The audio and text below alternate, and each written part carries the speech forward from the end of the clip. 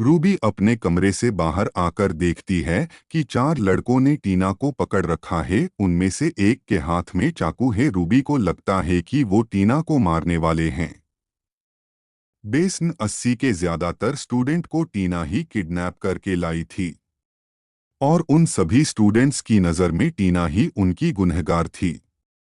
टीना जोर जोर से रो रही थी, मुझे छोड़ दो, जाने दो मुझे, मैंने कुछ नहीं किया, मैं तो तुम्हें जानती भी नहीं। एक लड़का टीना के थापड़ मारता है और दूसरा उसके मुंह में कपड़ा ठूंस देता है। रूबी सोचते हुए, इसके साथ यही होना चाहिए, पर मुझे इसके लिए बुरा क्यों लग रहा है? कहीं नरगिस की बात सच तो नहीं? हो सकता है टीना भी हमारा तरह पहले एक आम लड़की ही हो। मेरा दिल कह रहा है कि मैं टीना को बचाऊं। उनमें से एक लड़का चाकू टीना की गर्दन पर रखता है और जैसे ही वो टीना का गला काटने को होता है, रूबी उसका हाथ पकड़ लेती है। रूबी कहती है, इसे जाने दो, इसकी कोई गलती नहीं है, इसने हमारे साथ जो भी किया अपने बॉस के कहने पर किया। ये भी हमारी जैसी है और अब तो इसे पहले का कुछ याद भी नहीं। वो लड़का रूबी से कहता है, वो सब में नहीं जानता, मुझे यह लाने वाली ये चुड़ैल ही, और इसने मेरे भाई को भी मार दिया, इसे इसकी सजा मिलनी चाहिए। रूबी कहती है, अच्छा तो तुम नहीं मानोगे तो ठीक है, इसे मारने से पहले तुम्हें मुझसे लड़ना होगा। वो लड़का कहता है, तो तुम अब हमसे लड़ोगी, वो भी इसके लिए? ठीक है, जैसी तुम्हारी मर्जी। वो लड़का रूबी को धक्का देता है और चाकू से रूबी के ऊपर हमला कर देता है। रूबी उसके हमले से खुद को बचा लेती है और उस लड़के के मुंह पर एक रिवर्स किक मारती है, जिससे वो लड़का पीछे की ओर गिर जाता है। उसके बाद वो बाकी लड़के भी रूबी पर हमला करते हैं। रूबी इन सबसे अकेले नहीं लड़ पा रही थी। दो लड़के रूबी को पकड़ लेते हैं और एक लड़का चाकू लेके रूबी के पेट में मारने को होता है, पर तभी एक अनजान हाथ चाकू को पकड़ लेता है। ये अरबाज का हाथ था। अरबाज कहता है, तुम चार और ये अकेली, ये तो सरासर नाइंसाफी है। एक लड़का ने कहा, अब तू क्यों बीच में आ रहा साले? अरबाज उस लड़के का गला पकड़कर उसे पीछे की ओर फेंक देता है और बाकी लड़कों से भी लड़ने लगता। अरबाज अकेला ही इन चारों पर भारी पड़ रहा था। अरबाज के मुक्के उनके लिए हथौड़े के समान थे। कुछ ही देर में वो लड़के अरबाज से डर के भाग जाते हैं। अरबाज कहता है, दोबारा मेरे सामने आए तो जवान खींच लूंगा सालो। रूबी तुम ठीक तो हो? रूबी कहती है, हाँ मैं ठीक हूँ। Thank you Arbaaz. अरबाज कहता है, कोई बात नहीं, आखिर तुम मेरी जिम्मेदारी हो। रूबी कहती है, क्या मतलब है तुम्हारा? अरबाज कहता है, मेरा मतलब हम अच्छे दोस्त हैं ना, तो दोस्त को बचाना एक दोस्त की जिम्मेदारी होती है। शौर्य झोपड़ी के बाहर ही बैठकर सोच रहा था कि अब उसे क्या करना चाहिए, क्योंकि गुरुश्रेष्ठ की बहन तो उससे बात भी करने को तैयार नहीं। थोड़ी ही देर में वो औरत बाहर आती है और शौर्य को अपने सामने देखकर हैरान हो जाती है और शौर्य से गुस्से भरी आवाज में कहती है, तुम यहाँ क्यों हो? क्या तुम्हें एक बार में समझ नहीं आया कि मुझे किसी की मदद की जरूरत नहीं है? शौर्य कहता है, पर मैं तो आपकी मदद करके ही जाऊंगा, फिर चाहे आपकी मर्जी हो या न हो। शौर्य ने अपनी बात पूरी भी नहीं की थी कि इतने में ही वहां दो पुलिस वाले आ जाते हैं और उस सफेद साड़ी वाली औरत पर चिल्लाते हैं। वो पुलिस वाले उस औरत से झोपड़ी हटाने की बात कर रहे थे। उनका कहना था कि ये झोपड़ी यहाँ गैर कानूनी तरीके से बनाई गई है। वो औरत उनसे थोड़ा वक्त मांगती है, पर वो पुलिस वाले नहीं मानते और झोपड़ी को तोड़ने और फाड़ने लगते हैं। कुछ ही देर में वो पुलिस वाले झोपड़ी गिरा देते हैं। शौर्य ये देख हैरान था और पुलिस वालों से भिड़ने को सोचता है, पर पुलिस से लड़ना उसे सही फैसला नहीं लगता। झोपड़ी गिरने के बाद वो पुलिस वाले वहां से चले जाते हैं। शौर्य कहता है, कम से कम मुझे ये तो बता दीजिए कि आपके साथ ये सब क्यों हो रहा है और आप अपने ही भाई गुरु श्रेष्ठ की मदद लेने से क्यों इनकार कर रही हो। वो औरत कहती है, तुम अपने काम से काम रखो और दफा हो जाओ यहां से। उस औरत की आंखों में हल्के आंसू झलक जाते हैं। जो शौर्य देख लेता है, शौर्य को समझ आ जाता है कि ये किसी बड़ी परेशानी में है, पर अपनी जिद के आगे ये किसी से मदद नहीं चाहती। शौर्य गुस्से में कहता है, बस बहुत हो गया, चुपचाप बताओ कि आपके साथ हुआ किया है, वरना। वो औरत बोली, वरना किया करोगे, मुझसे लड़ोगे। इसलिए क्योंकि मैं उस शैतान के स्टूडेंट से मदद नहीं ले रही। शौर्य कहता है, आप अपने ही भाई से इतनी नफरत क्यों करती है। वो औरत चिल्लाती है, क्यों ना करूं मैं नफरत उस ढोंगी से, क्यों ना करूं, मेरे बेटे का कातिल है वो। शौर्य हैरानी से पूछता है, किया मतलब ही आपका, मुझे पूरी बात बताओ। वो औरत बोली, हिम्मत है तुम में पूरी बात सुनने की तो सुनो। मैं इंडिया में एक खुशहाल जिंदगी जी रही थी, पर एक रोज मेरे बेटे के अंदर अचानक मार्शल आर्ट्स सीखने इच्छा ने जन्म लिया, और तो और वो मार्शल आर्ट्स सिर्फ गुरु श्रेष्ठ से ही सीखना चाहता था। मेरे लाख मना करने के बाद भी वो उस ढोंगी के पास गया और वापस नहीं लौटा। यहाँ आने के बाद मुझे उसकी जली हुई लाश मिली। वो शैतान मार्शल आर्ट्स की प्राचीन विद्या के सिखाने के पीछे इतना पागल हो गया कि वो स्टूडेंट से अजीबोगरीब इम्तिहान लेने लगा। उसने मेरे बेटे से अग्नि परीक्षा ली, ये जानते हुए भी कि उसकी मौत भी सकती है। उस वक्त उसे अपनी इस बहन का जरा भी ख्याल नहीं आया, और आज मेरी मदद करने के लिए बहाने ढूंढता है।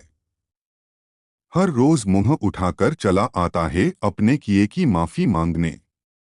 शौर्य कहता है, ये आप क्या कह रही हो, गुरुजी ने आपके साथ ऐसा किया। अब तक तो मैं गुरुजी को महान समझता था। मुझे यकीन नहीं होता कि कोई अपने ने बहन से उसका बेटा छीन सकता है। वो औरत हैरान थी क्योंकि गुरु श्रेष्ठ अब से पहले जिन जिन को भी उसकी मदद करने भेजा था, वो सब हमेशा गुरु श्रेष्ठ की ही साइड लेते थे। शौर्य पहला ऐसा शख्स था जो गुरु श्रेष्ठ के खिलाफ बोला था। वो औरत बोली, तुम उन सबसे अलग हो जो तुमसे पहले मेरे पास आए थे। शौर्य कहता है, हाँ तो आगे किया हुआ, आप झोपड़ी में क्यों रहने लगी। वो औरत बोली, मेरे पति को जब इस बारे में पता चला तो वो गुस्से में गुरु श्रेष्ठ से लड़ने चले गए। एक खतरनाक लड़ाई हुई और थोड़ी ही देर के बाद इस लड़ाई का फैसला भी आ गया। उस शैतान ने मेरे पति के 300 टुकड़े कर दिए थे। ये सुन शौर्य चौंक जाता है। मुझे खुद पर शर्म आ रही है कि मैं एक गलत इंसान से मार्शल आर्ट्स सीख रहा हूँ। वो बोली, मेरे पति एक नामचीन बिजनेसमैन थे, उनकी मौत के बाद उन्हीं के विश्वासी दोस्त ने उनकी सारी प्रॉपर्टी हथिया ली और मेरे हिस्से में एक सिक्का भी नहीं आया, और तो और उल्टा मुझ पर ही केस कर दिया। कोर्ट ने मुझे उससे दूरी रखने को कहा है।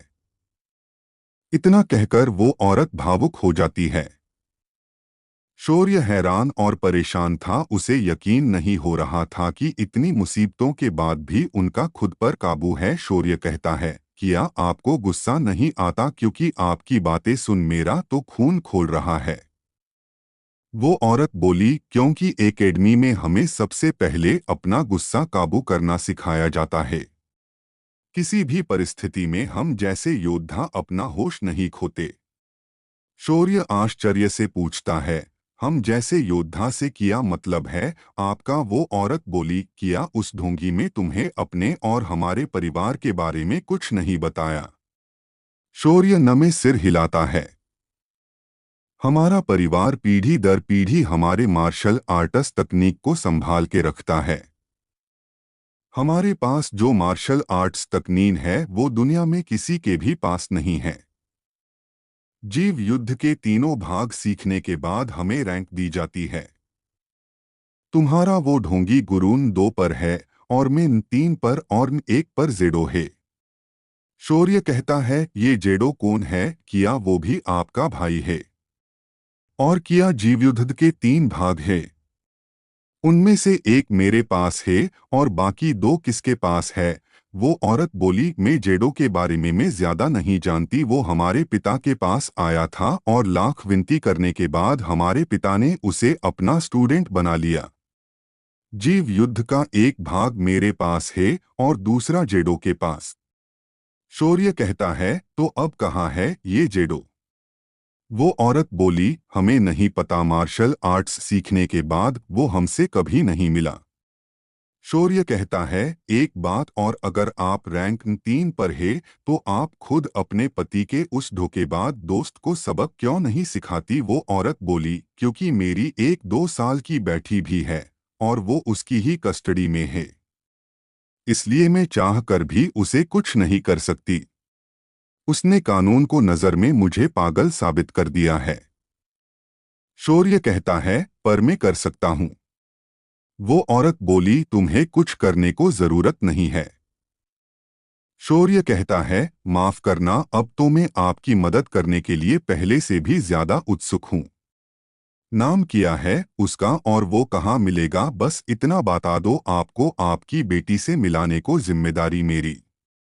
वो औरत बोली, तुम उससे नहीं लड़ सकते, उसके घर के बाहर कड़ा पहरा रहता है।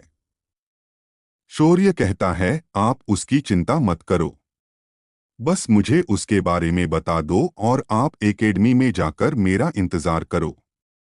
मैं कल तक वापस आ जाऊंगा और आप अपनी बेटी से मिल सकोगी। शौर्य का आत्मविश्वास देखकर वो औरत हैरान थी और आखिर वो शौर्य पर भरोसा करती है और शौर्य को सब बता देती। वो औरत बोली, उदय राजपूत है उसका नाम, और हाँ, मैं एकेडमी नहीं जाने वाली, मैं तुम्हारा यही इंतजार करूंगी। शौर्य कहता है, ठीक है, जैसी आपकी इच्छा।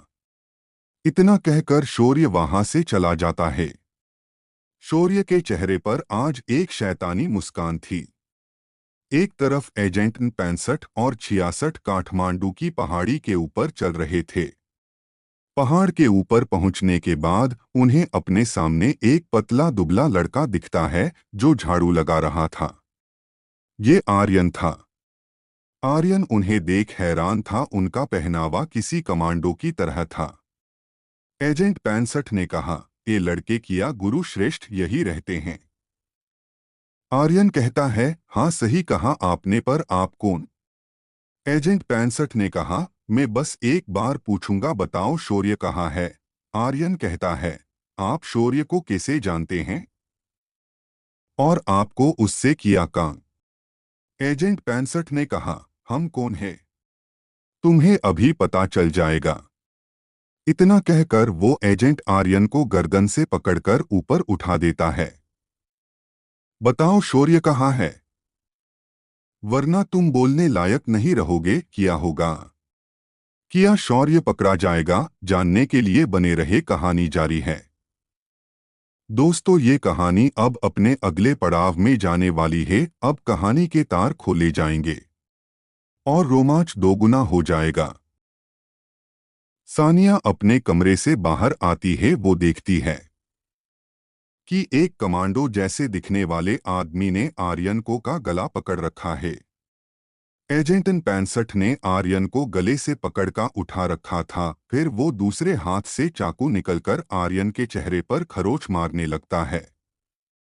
आर्यन दर्द से मारे चिल्लाने लगता है, लेकिन तभी अचानक ही एक आधे चांद के आकार का नुकीला चाकू उसके जबड़े के नीचे वाले हिस्से में घुस जाता है। एजेंट 66 चौंक जाता है। चाकू के सिरे पर चैन बंधी थी और वो चैन का हैंडल सानिया के हाथ में था। सानिया उस हैंडल को जोर से अपनी तरफ खींच लेती है और इसी के साथ एजेंट 65 का सिर उसके धड़ से अलग हो जाता और आर्यन उसके हाथ से छूटकर नीचे गिर जाता है। अपने सामने सिर कटी लाश देख आर्यन के रोंगटे खड़े हो जाते हैं। एजेंट 66 चिल्लाता है, तुम्हारी इतनी हिम्मत मामूली लड़की इतना कहकर वो अपनी मयान से तलवार बाहर निकालता है और सानिया की तरफ दौड़ने लगता है। सानिया सारे गामा से उसके ऊपर भी हमला करती है, पर वो एजेंट उस हथियार की चेन को अपनी तलवार से काट देता है। सानिया ये देख दंग रह जाती। एजेंट 66 सानिया की गर्दन पर अपनी तलवार से वार करता है, पर तभी एक तीर आकार उसकी तलवार से टकराता है और उसके हाथ से तलवार छूट जाती है। एजेंट 66 तीर की दिशा में देखता है। उसे अपने सामने एक लंबे घुंघराले बाल वाला लड़का दिखाई देता है। ये आशीष था। आशीष कहता है, हे तुम जो कोई भी, तुमने गलत लोगों से पंगा ले लिया। एजेंट 66 गुस्से में चिल्लाता है, तुम्हें तो मैं आज में मसल के रख दूंगा। तुम जानते नहीं हो मुझे। आशीष कहता है, अबे बोलता ही रहेगा या कुछ उखाड़े भी पाएगा। एजेंट 66 अपनी तलवार उठा लेता और आशीष की तरफ बढ़ने लगता। आशीष अपने तरकस से एक के बाद एक 3 तीर छोड़ता है, पर एजेंट 66 अपनी तलवार से उन्हें बीच में से ही काट देता। आशीष, आर्यन और सानिया ये देख दंग रह जाते हैं।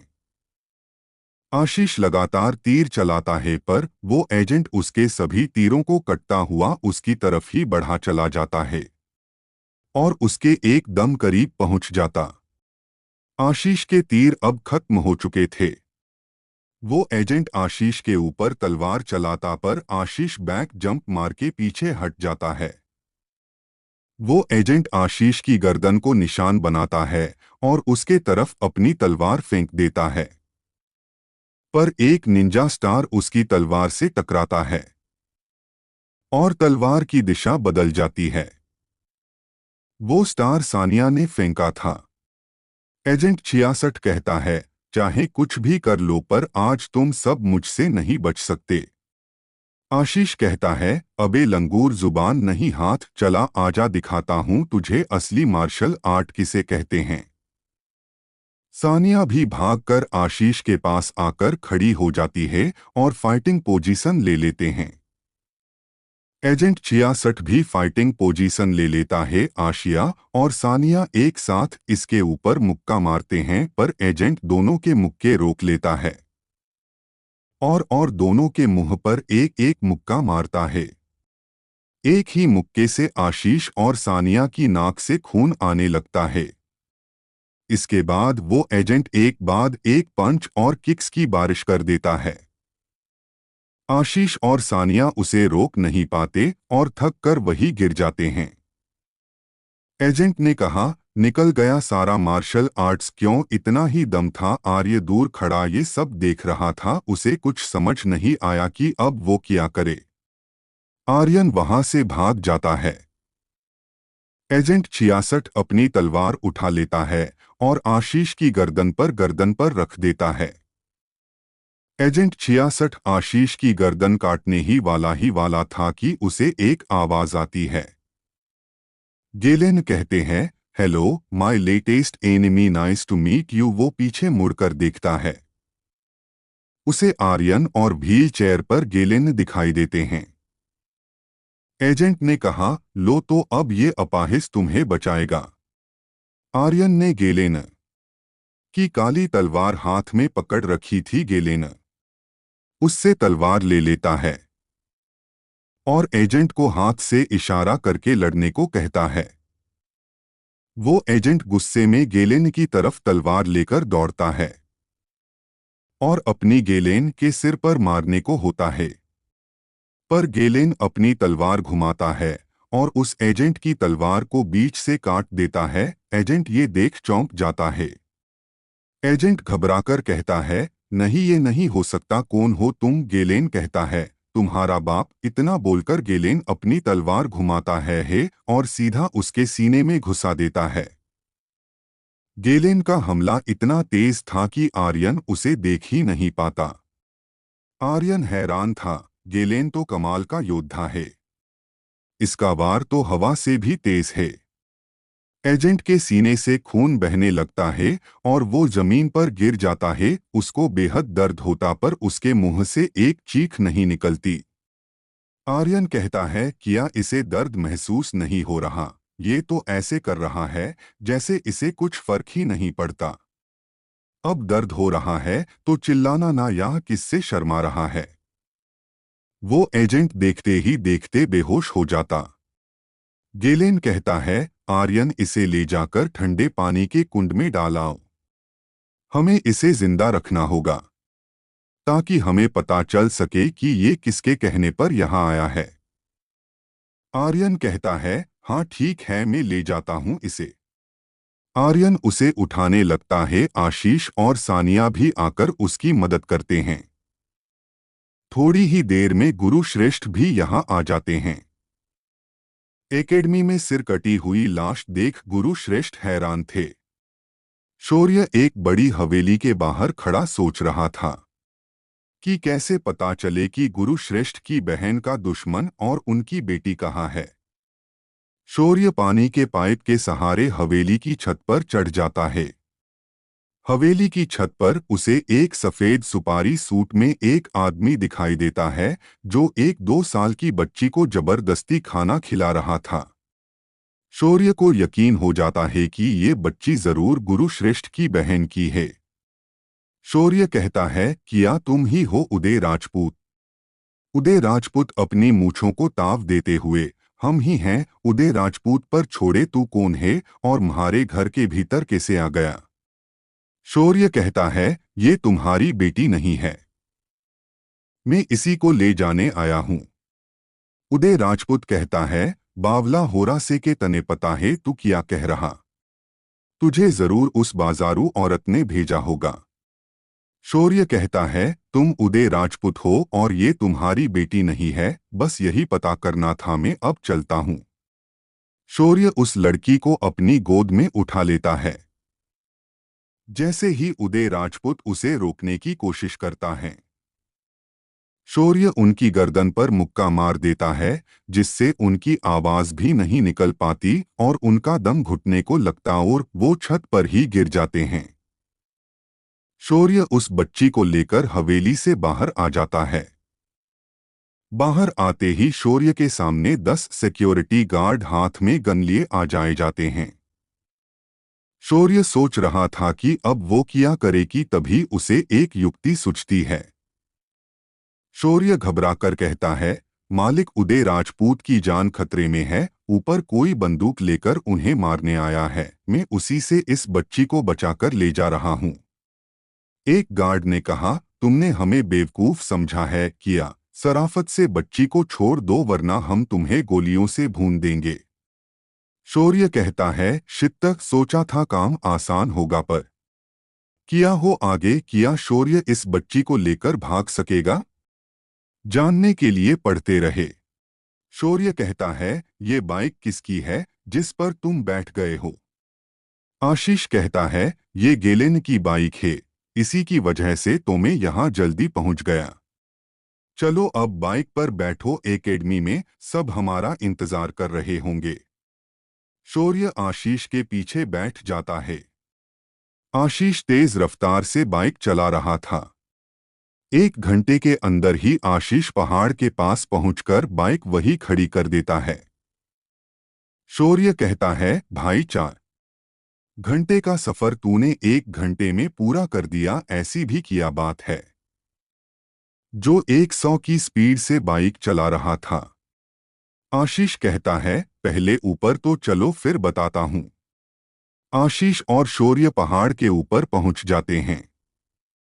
एकेडमी हॉल में सिर कटी हुई लाश देख शौर्य के होश उड़ जाते हैं। वही गुरु श्रेष्ठ, गेलेन, सानिया और आर्यन खड़े थे। शौर्य कहता है ये किसकी लाश है, किया हुआ है यहाँ, और आर्यन तुम्हारे चेहरे पर ये कट कैसे लगा, कोई बताएगा मुझे कि यहाँ क्या हुआ है। सानिया कहती है मैं बताती हूँ शौर्य, यहाँ किया हुआ है। सानिया शौर्य को पूरी बात बता देती है। शौर्य सानिया की बात सुन हैरान था और सोच रहा था कि ये लोग मुझे ढूंढ रहे थे पर क्यों।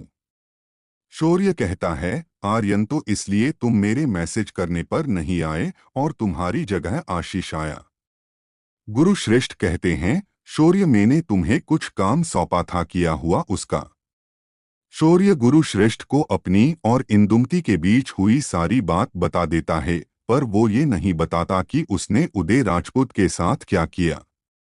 गुरु श्रेष्ठ कहते हैं, अद्भुत शौर्य, मुझे तुमसे यही उम्मीद थी। शौर्य कहता है, किया उस आदमी को होश आया? सानिया कहती है, अभी नहीं, पर मुझे नहीं लगता कि उसे होश भी नहीं आएगा। शौर्य कहता है, और तुम्हें ऐसा क्यों लगता है? सानिया कहती है, एक बार गेलेन की तलवार पर नजर मारो, तुम्हें लगता है कि इतनी चौड़ी तलवार के वार से कोई जिंदा बच सकता है? फिर भी हमें चल के एक बार देख लेना चाहिए। सभी लोग घर के अंदर कुंड के पास जाते हैं। आशीष एजेंट 66 की सांस चेक करता है। आशीष कहता है, ये मर चुका है, अब हमें कैसे पता चलेगा कि ये कौन था?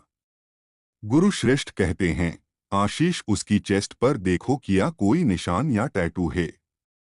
आशीष उसकी चेस्ट के ऊपर का कपड़ा चाकू से कटता है। उसके वहां 66 दिखाई देता वो निशान जला हुआ था, साथ ही एक छोटा अजगर जैसा दिखने वाला निशान भी था।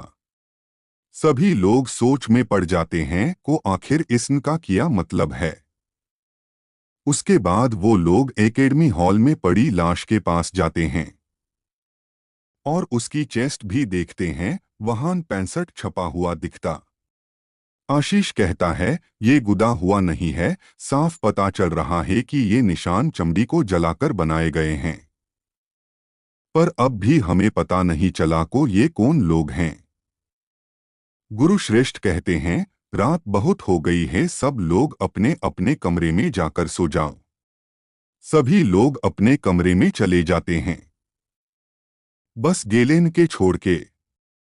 गेलेन कहता है, गुरु जी ये निशान तो आपके निशान के जैसा है, इसका मतलब क्या है?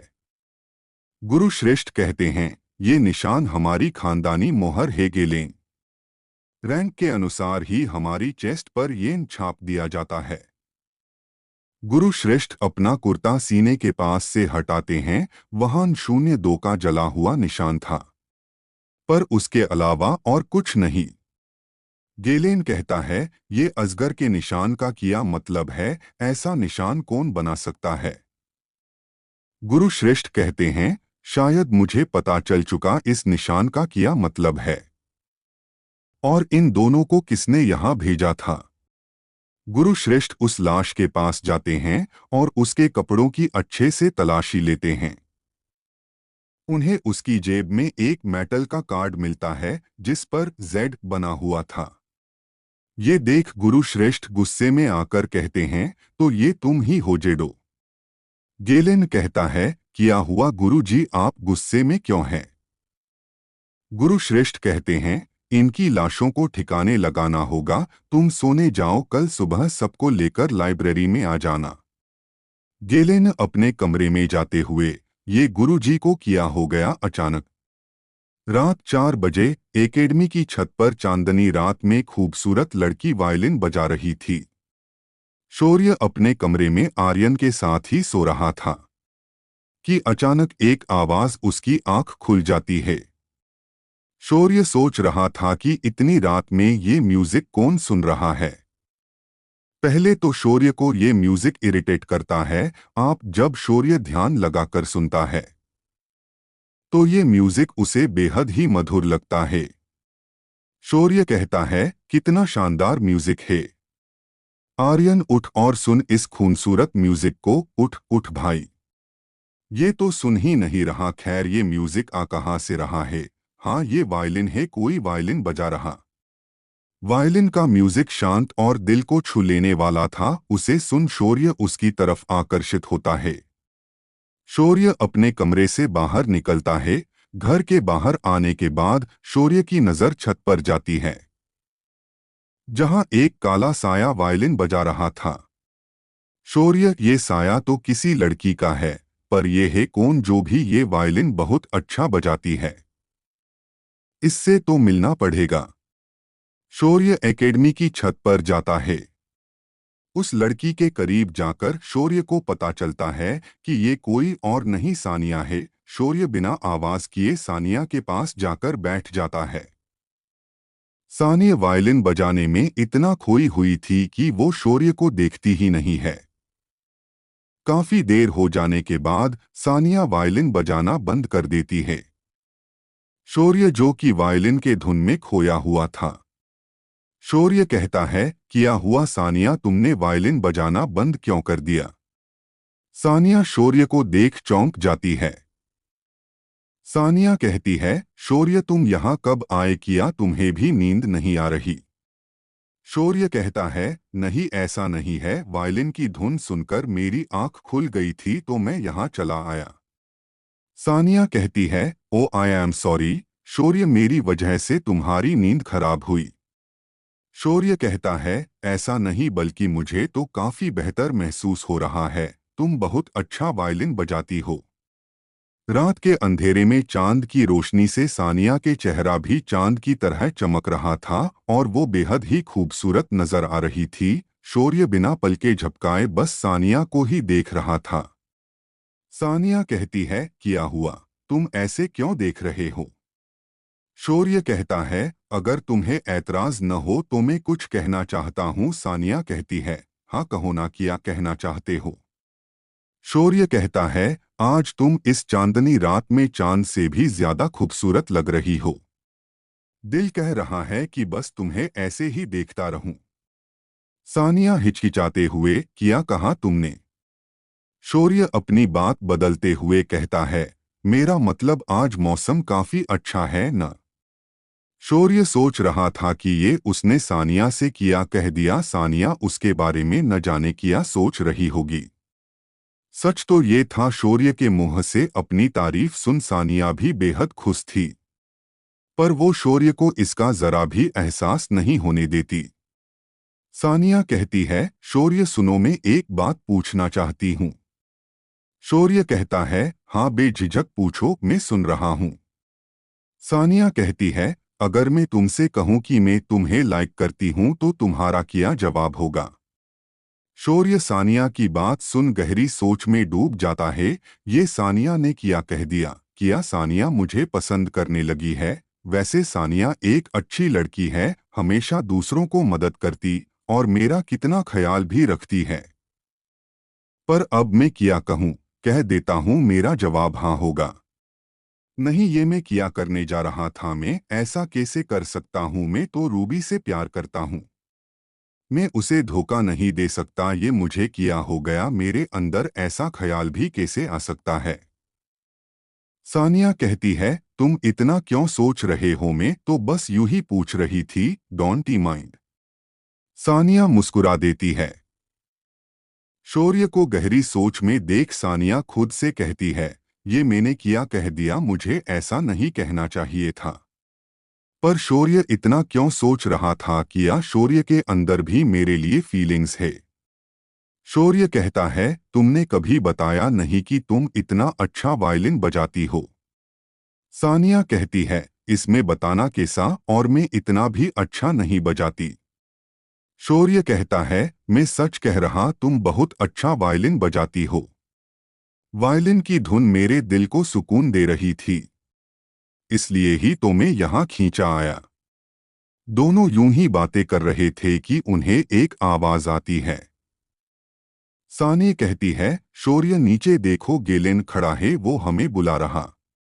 लगता है सुबह होने वाली। गेलेन कहता है, गुरुजी ने सबको लाइब्रेरी में बुलाया है, चलो जल्दी। थोड़ी ही देर में आर्यन और आशीष भी अपने कमरे से जम्हाई लेते हुए बाहर आते हैं। शौर्य और सानिया भी छत से नीचे उतर जाते हैं। शौर्य और सानिया को एक साथ देख आशीष हैरान था। आशीष कहता है, तुम दोनों छत पर क्या कर रहे थे? सानिया कहती है, कुछ भी नहीं, मैं बस वायलिन बजा रही थी। आर्यन कहता है, अच्छा तो वो आवाज वायलिन की थी, मुझे लगा कि कोई पिल्ला रो रहा है। आर्यन की बात सुन आशीष जोर जोर से हंसने लगता है। शौर्य कहता है, क्या बात कर रहा है, कितनी तो प्यारी धुन थी। तुझे तो म्यूजिक की कदर ही नहीं है। गेलेन चिल्लाता है, क्या तुमने सुना नहीं, सब के सब लाइब्रेरी में जाओ, गुरुजी आज बहुत गुस्से में हैं। आशीष कहता है, हाँ भाई लोग चलो वरना पिताजी एक बार फिर मुझसे पहाड़ के 5 चक्कर लगवाएंगे। सभी लोग एकेडमी हॉल से होते हुए घर के पीछे के दरवाजे के पास जाते हैं। दरवाजा खोलते ही एक सीढ़ी का रास्ता नीचे की तरफ जाता है। सब लोग नीचे की तरफ जाते हैं, जहां चारों ओर एक से बढ़कर एक किताब रखी थी। आर्यन कहता है, इतनी सारी किताबें, लगता है गुरुजी बहुत बड़े, कितनी कीड़े हैं। आशीष कहता है, क्या कहा तुमने? आर्यन हिचकिचाते हुए अपनी बात बदल देता है, मैं तो ये कह रहा थी शायद गुरुजी को किताब पढ़ने का शौक है। आशीष कहता है, तुम यहाँ जितनी भी किताबें देख रहे हो वो अपने आप में यूनिक हैं। यहाँ हजारों साल पुरानी किताबें भी मौजूद थे। और हाँ, वो जो सामने लॉकर देख रहे हो, वहाँ एक काली किताब है जो कि स्याही से नहीं, इंसानी खून से लिखी है। पिताजी कहते हैं कि वो काले जादू की किताब है और गलत हाथों में न लगे, इसलिए हमारे परिवार ने उसे संभाल रखा। वो किताब 700 सालों से हमारे पास है। आर्यन पूछता है, क्या नाम किया उस किताब का? आशीष ने कहा, दर्पण लॉ। कहते हैं कि वो किताब खुद शैतान ने लिखी है, इसलिए उसे नष्ट नहीं किया जा सकता। क्या होगा आगे? गुरु श्रेष्ठ सभी को लाइब्रेरी में क्यों बुलाया है? क्या अब जेडो का रहस्य खुलने वाला है? और क्या होगा जब जेडो को अपने एजेंट की मौत का पता चलेगा? जानने के लिए पढ़ते रहे लव असैसिन्स।